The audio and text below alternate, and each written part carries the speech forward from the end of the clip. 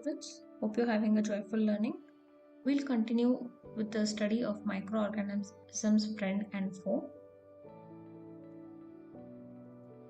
Till now, we studied about the various uses of microorganisms. Now, we'll be studying what are the harmful microorganisms and what harm do they cause to the body. There are many microbes which cause several diseases in plants, animals, and as well as human beings. Such disease causing organisms are called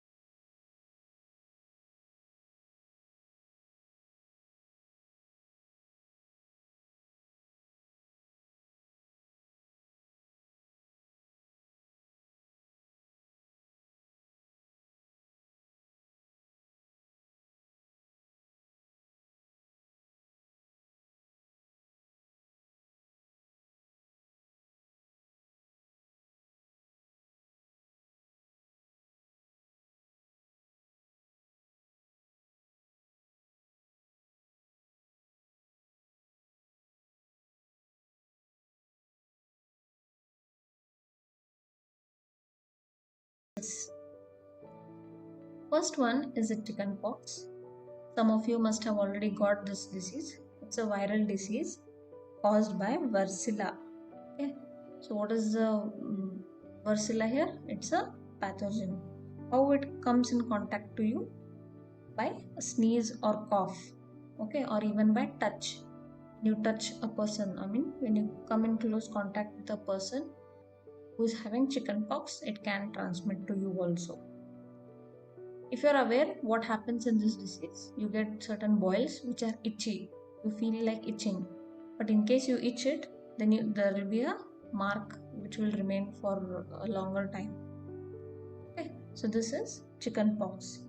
As it's a viral disease, you cannot treat it with, antibiotics. It can be treated with antiviral drugs. Okay, the next disease is measles. This is also somewhat similar like chickenpox, but here the size of the boils will be comparatively smaller and it will be spread to a larger area of your body. And this is common especially in children. Here the pathogen is paramyxovirus. Okay. It also can transfer through sneezing, coughing or by touch. Also it is accompanied with dry cough and watery eyes, like mild fever also. Okay, it can be treated sometimes with vitamin A supplements or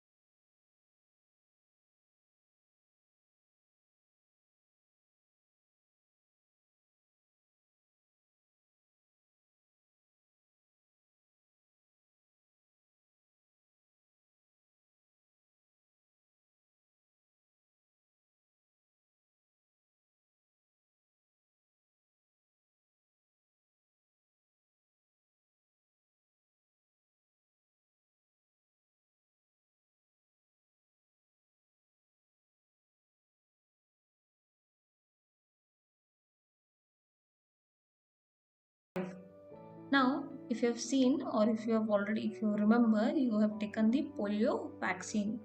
Therefore, you will not be able to get this disease.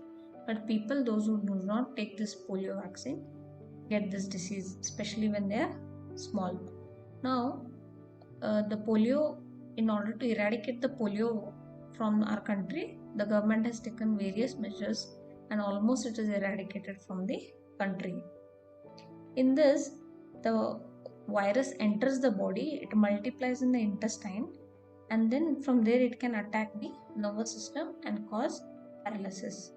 This cannot be treated later. Therefore, it's very important to take the vaccine. So I hope this is clear about the various diseases caused by viruses. These cannot be treated with antibiotics.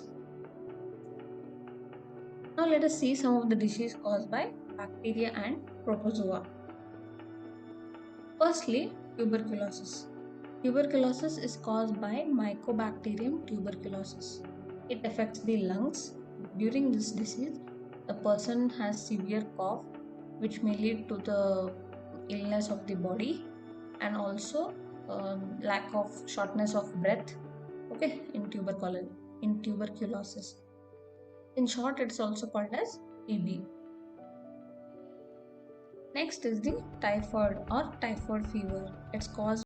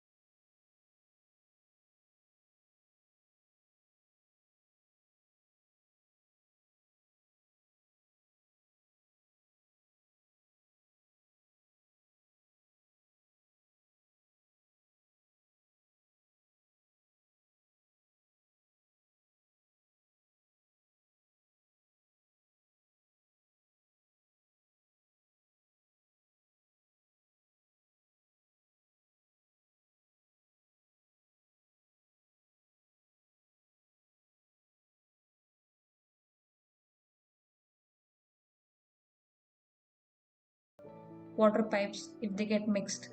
So that time this disease is especially common in rainy season because of the mixing of the water. That's why it's advised to boil the water so that it can kill the pathogen earlier itself. Okay, the next disease that is caused by a protozoa is the malaria. The name of the pathogen here is Plasmodium vivax or Plasmodium malaria. Here how it happens is you get the disease by the bite of female Anopheles mosquito. The name of the mosquito which carries this protozoa is female Anopheles mosquito. Only if that mosquito bites you, you will get this malaria. So what happens here is RBCs, the red blood cells will rupture when you get this disease. How do you know you have malaria? You have high fever, you feel cold, you also feel like vomiting, you have headache. Okay, it can be treated or it can be diagnosed, that is you understand, through blood test.